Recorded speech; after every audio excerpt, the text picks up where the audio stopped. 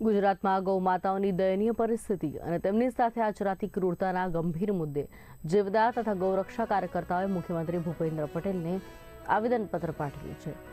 જેમાં આમોદ નગરપાલિકા દ્વારા રખડતી ગાયને પકડવાના અભિયાન દરમિયાન ગંભીર અમાનવીયતા અને ક્રૂરતા આચરવામાં આવી હોવાના આક્ષેપ કરવામાં આવ્યા છે।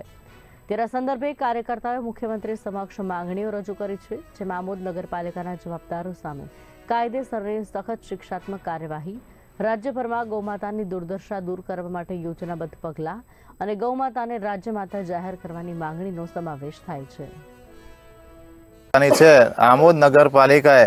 તઈ ઢોર ડબ્બામાં ગાયો પૂરવાનું ચાલુ કર્યું, તેનાથી તઈ કોઈ ઘાસચારા પાણીની વ્યવસ્થા ન હતી। તે ગાયોની બે મૃત અવસ્થામાં આવી ત્યારે એ ગાયને કચરાના ઢગલા પર ફેંકી આવ્યા જીવતી, અને અમારા જીવદયા કાર્યકર્તાએ તઈ જઈને સારવાર કરાઈ। તો એ નગરપાલિકા વિરુદ્ધ અને એ ડ્રાઈવરની વિરુદ્ધ કાયદેસરની કાર્યવાહી કરવામાં આવે અને ગૌ માતા રાષ્ટ્ર માતા બને એના માટે અમે આ આવેદન જે નગરપાલિકા દ્વારા જે ગાય માતાઓને એ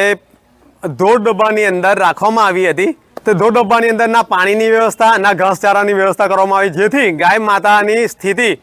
બગડતા આ લોકો ગાય માતાને ટેલર દ્વારા એક પશુ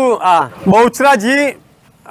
નવી નગરી વસાહતની બાજુની અંદર જે કચરા પેટી આવેલી છે, કચરો નાખવામાં થાળવામાં આવે છે, એ જગ્યા ઉપર આ જીવતી ગાયોને ત્યાં આગળ ફેંકી દેવામાં આવે છે, જેથી જે સારી ગાયો છે